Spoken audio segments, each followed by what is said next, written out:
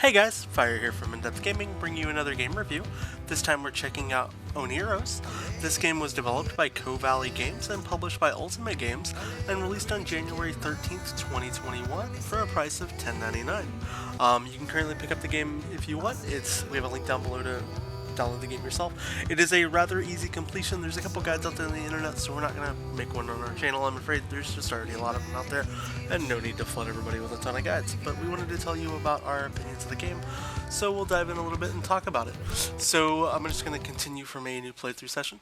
So this is a puzzle game. You pretty much are progressing through a storyline. You kind of play almost like you're in the brain of this main character's kind of mind while he's sleeping and he's trying to kind of figure things out. It honestly feels like you're playing in a dream.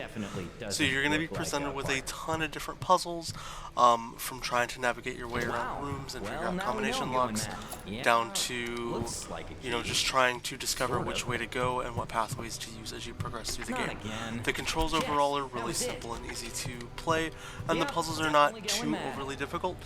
There are collectibles that you can pick up and play throughout the game, so it's not too hard to really discover and find those as you play.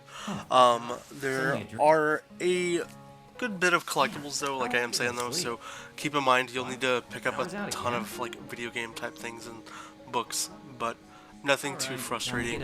As far as the art style and aesthetics of the game, it's actually done really well. It feels like it feels like a similar art style to a game we recently reviewed called Life of the Fly, which felt like a demo of someone's capabilities, whereas this game feels like somebody's capabilities actually built into a proper game, and it's not a bad puzzle game. I honestly wish it was a little more. I am kind of hopeful that they do release some additional DLC. Now, one of the things that I do actually enjoy about the game is they introduce this kind of style of mini games. So as you progress through the game, you're going to be able to eventually use some passwords here to get into a laptop to do a couple little mini games that are a little different than your traditional play style when it comes to just the system of this game. You're going to run into all these different combination locks that you'll need to actually use like you would in real world to figure out your puzzles and really proceed further on. Kind of giving you a little hint as to what a couple of the puzzle answers might be, but you'll be able to use clues throughout the room to figure out all your combinations, which is something that I think is really fun to do in the game.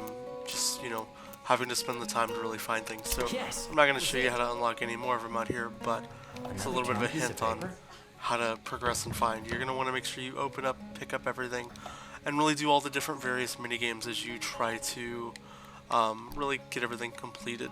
This is actually one of the more unique little mini games that I found in the game that I enjoyed, was this little sliding tile block system here as you're trying to get your little objects around.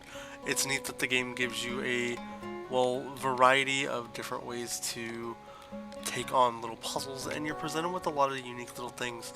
I think one of my favorite elements is a kind of supporting character that comes later on the final level of the game from this really drunk parrot that just wants you to get him food and stuff before he helps you.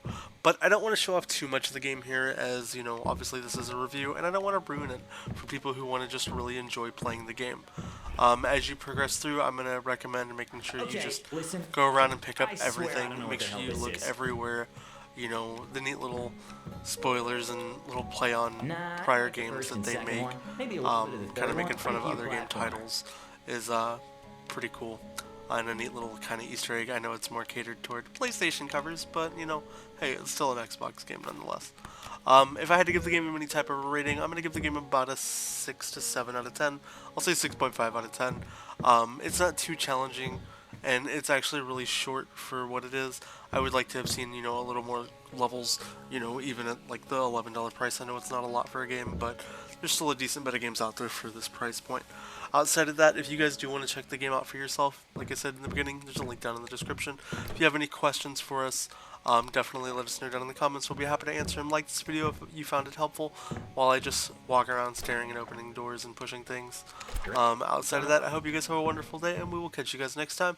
Let us know down below if you do finish the game. I'd love to talk about it and get your opinions if you think there should be more levels, and if you happen to want to buy that DLC should it come out. Otherwise, I hope you guys have a great day, and we'll catch you later.